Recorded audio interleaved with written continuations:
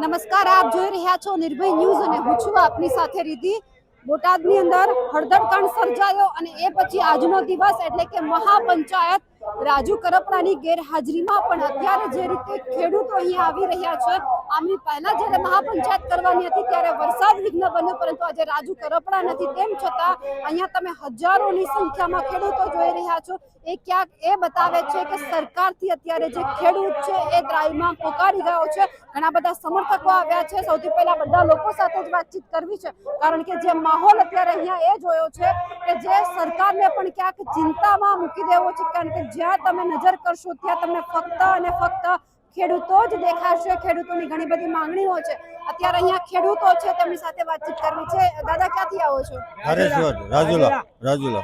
રાજુલાથી આવો છો। અત્યારે જે રીતે અહીંયા ખેડૂતો ઉમટી પડ્યા છે, ઘણી બધી માંગણીઓ છે, તમારા વિસ્તારમાં ખેડૂતની પરિસ્થિતિ શું છે? દુષ્કાળ જેવું છે। કોઈનો પાથરા છે નહીં, હડી ગઈ માંડવી અને ગમે કપા બપા બધું આમ તો હાવ નુકસાન જ છે। રાજુલા તાલુકો અમારો હાવ નિષ્ફળ છે। ધારાસભ્ય કોઈ જવાબ આપે છે? ના, એ આમ તો તપાસ કરે છે, હીરાભાઈ જવાબ જોયું છે, હવે જે આગળ નિર્ણય કરે એ તે। રાજુ કરપડા, પ્રવીણ રામ જે ખેડૂતો માટે લડે છે, આવા લડાયક નેતાની જરૂર છે? જરૂર છે। આવા નેતાની જરૂર જ છે। પરિસ્થિતિ કેવી છે? પરિસ્થિતિ અત્યારે બહુ વિકટ છે। તો લડશો કઈ રીતે? હાલમાં અત્યારે વરસાદ ચાલુ છે। હમણાં ફોન આવ્યો હતો રાજુલાથી, ત્યાં વરસાદ ચાલુ છે, સવારનો ચાલુ છે, અમે નીકળ્યા ત્યારના। તો તમે અહીંયા સમર્થન આપવા માટે આવ્યા છો કે? સમર્થન આપવા માટે આવ્યા છે આમ આદમી પાર્ટીને। આમ આદમી પાર્ટીને સમર્થન આપવા માટે જે નેતાઓ લડે છે, બરાબર છે, એમને જેલમાં નાખે છે। ચૈતર વસાવાથી લઈ રાજુ કરપડા, પ્રવીણ રામ સુધી આપણે જોયું છે, પણ છેલ્લે સોલ્યુશન શું આવે છે? ખેડૂતોને લડવાનું, રોડ ઉપર ઉતરવાનું? એ લોકો જેલમાંથી બહાર નહીં આવે ત્યાં સુધી લડવાનું જ છે। જાન દેવી પડે તો દઈ દેવાની, બાકી લડવાનું જ છે। લડવાનું છે, લડત ચાલુ રાખવાની છે। ખેડૂતો છે કે રાજુલાથી આવ્યા છે ફક્ત ને ફક્ત એટલું સરકારને કહેવા માટે કે જો તમે નહીં જાગશો તો પછી અમે જાગશું, તો પછી તકલીફ છે સરકારને પડવાની છે। બીજા પણ, તમે ક્યાંથી આવો છો? ગુંજાવડા। શું કહેવાનું છે સરકારને? એક તો જો આ વરસાદ પડ્યો છે, સર્વેના નામે કે ડિંડક ચાલી રહ્યું છે, આ બધું ડિંડક હાલે છે, તો સરકાર થોડીક સજાગ થાય અને કંઈક આ ખેડૂતને જે હાવ નિર્દોષ માણસો છે, ખેડૂત કઈ જાણતું નથી, તો સરકારે એની ભ્રષ્ટાચારી જે હાઈકીને આ બધું કર્યું છે, તો એ દમન નીતિ એમની અપનાવી છે, તો એ દમન નીતિ થોડીક નિર્થક કરે એવી અમારી અપેક્ષા છે। ખેડૂત બીજું બહુ કાંઈ નહીં, પણ જે ખેડૂત નિર્દોષ છે, જે આંદોલન એમને માંગણી, હિતની માંગણી લઈને ગયા હતા, એ હિતની માંગણીને દમનકારી નીતિથી દબાવી છે, તો એ સરકારને આ સરકાર અમને ગમતી નથી। રાજુ કરપડા, પ્રવીણ રામ સહિત ઘણા બધા ખેડૂતો જેલમાં છે। આજે નેતાઓ લડે છે, કેટલું હજુ વધારે લડવું પડશે? તમે મહેનત કરો છો પાછળથી? ના, અમે તો મહેનત અમારાથી જેટલો પ્રયત્ન બને આ સભા આજે કર્યું છે એ પણ એના પાછળની મહેનત છે, તો જેટલું બને એટલા પ્રયત્ન અમે કર્યું છે। અમે રાજુભાઈ ની સાથે જ છીએ। રાજુભાઈ तुम आगे बढ़ो, हम तुम्हारे साथ हैं। प्रवीण राम तुम आगे बढ़ो, हम तुम्हारे साथ हैं। લડવું તો બધાને પડશે, કારણ કે અત્યારે જે રીતે આ ખેડૂતો જોઈ રહ્યા છીએ અમે, લડવાની તૈયારી છે અમારી ફૂલ ખેડૂતો તરફથી। નુકસાન ગયું છે? તમે ખેતી કરો છો? હા, ખેતી જ કરી છે। નુકસાન પૂરેપૂરું થયું છે આ વરસાદના કારણે, અને સરકારને પણ સહાય સર્વે કરવા આવે છે, પણ સહાય જરૂરી હોય એટલે આ પહોંચતી નથી ખેડૂત સુધી। તો હવે વધારે લડવું પડશે ને? હા, ચોક્કસપણે લડવાનું છે અને લડવું પડશે। સરકાર નહીં બદલાય ત્યાં સુધી લડશું અમે। લડવાના ફૂલ મૂડમાં જ છે, લડવાનું છે, ફાઇનલ જ છે। એટલે જ્યાં સુધી સત્તા પરિવર્તન નહીં આવે ત્યાં સુધી ખેડૂતો કહી રહ્યા છે કે લડવાનું છે। બીજા પણ ખેડૂતો છે। ક્યાંથી આવો છો તમે? મહુવાથી આવું છું। મહુવાથી આવો છો। પરિસ્થિતિ કેવી છે ત્યાંના ખેડૂતોની? ઓલ ગુજરાતની પરિસ્થિતિ આ જ છે। અમારે અહીંયા નિરમા માઇનિંગ, અલ્ટ્રાટેક માઇનિંગ, આખા કાંઠાને ખતમ કરી નાખવામાં આવ્યો છે। ભારતીય વિકાસના નામે ફક્ત મીંડું છે મારી દ્રષ્ટિએ।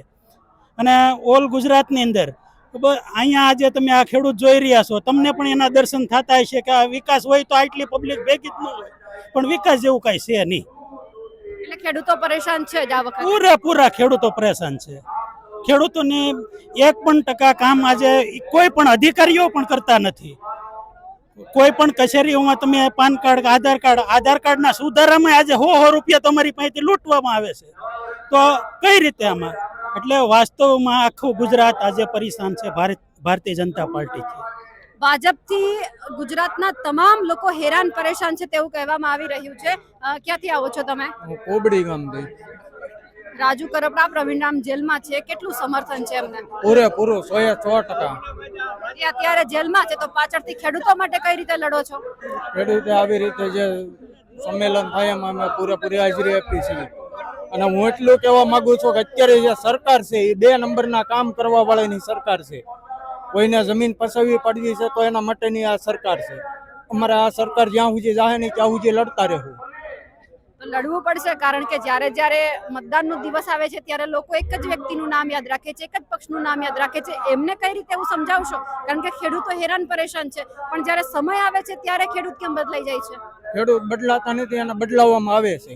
ખેડૂત ક્યારેય બદલાતા નથી. ખેડૂત એની સાથે રહેશે જે ખેડૂતની હારી હોય છે. 50,000 નો માલની નુકસાની થાય એની અમે 2,000 રૂપિયા સરકાર આપે છે. 2,000 શું કામના? 2,000 રૂપિયા કઈ કામના નથી. 50,000 રૂપિયાનો માલ ખરાબ થાય, હું ખેડૂત જ છું. 50,000 ના માલની અમે 2,000 રૂપિયા વળતર આપવામાં આવે છે, તો 2,000 કામના શું? 2,000 આપી અને સરકાર સંતોષ માની લે એવું ના હોય. બીજા પણ છે. તમે ક્યાંથી આવો છો? સોનથાથી લીમડી તાલુકામાં. ખેડૂત છો તમે? ખેડૂત છું. નુકસાની કેવી છે અત્યારે? નુકસાની ફૂલ છે. ખેડૂત કઈ સહાય કરતી નથી. સર્વે કરવા શું આવવાનું હોય? આખા ગુજરાતમાં વરસાદ છે તો સહાય કરવાની હોય, દાય સર્વે ન કરવાનો હોય. એટલે સર્વે કરી અને પછી હાથ ઊંચા કરી દેવામાં આવે છે સરકાર દ્વારા. તો હર વખતનું છે, પણ હવે ખેડૂત નહીં જાગે ત્યાં સુધી કઈ નહીં થાય. સર્વે કરવાનો મતલબ જ નથી. માલ લઈને જાય એટલે એમ કે આ માલ પલળી ગયેલો છે, તો સર્વે કરવાની શું જરૂર છે? સહાય કરવાની જરૂર છે. સહાય કરવાની જરૂર છે, ખેડૂતોએ સમજવાની જરૂર છે. અત્યારે ખેડૂતો જે રીતે અહીંયા તમે દૂર દૂરથી લગભગ અમરેલી જિલ્લાની અંદરથી કેટલાય જિલ્લામાંથી ખેડૂતો અહીંયા આવ્યા છે. ખેડૂતો જાગી ચૂક્યા છે. ખેડૂતો સરકારને જગાડવાનો પ્રયત્ન કરી રહ્યા છે. સરકાર નહીં જાગે તો પછી 2027માં જે ખેડૂતો જાગ્યા છે એ જરૂરથી ભાજપને જવાબ આપશે. કારણ કે આપણે જોયું મંત્રીઓ જમીન સ્તરે ગ્રાઉન્ડ ઝીરો રિપોર્ટ કરવા માટે ગયા, પરિણામ શું આવ્યું? ખાલી સર્વેને મંજૂરી મળી છે. એવું કહેવામાં આવ્યું કે ગ્રામ સેવકોને અમે બધું કામગીરી સોંપીશું, પણ જે તમારા હાથમાં બધું છે તમે કંઈ કરતા નથી, એટલા માટે પછી ખેડૂતો હેરાન પરેશાન થવાનું છે, તમને જવાબ આપવાનો છે. એટલે જે રીતે અહીંયા તમામ લોકો હાજર છે એવું કહી રહ્યા છે કે સત્તા પરિવર્તન અમે ઈચ્છી રહ્યા છીએ, અમે જરૂરથી કરીશું. હવે એ જોવાનું છે કે સત્તા પરિવર્તન થાય છે, ભાજપ ક્યાં જાય છે. કારણ કે નવું મંત્રીમંડળ આપવામાં આવ્યું, કહેવામાં આવ્યું કે ચહેરા બદલવાથી કઈ નથી થતું, કામગીરી કરવી પડે છે. કેટલી કામગીરી કરે છે, ખેડૂતો કેવો સરકારને જવાબ આપે છે, એ પણ જોવાનું રહ્યું. અમારા અહેવાલને લઈને આપનું શું માનવું છે કમેન્ટ કરીને ચોક્કસથી જણાવજો. સાથે જ અમારી નિર્ભય ન્યૂઝ ચેનલને લાઇક, શેર અને સબસ્ક્રાઇબ કરવાનું ભૂલશો નહીં. નમસ્કાર.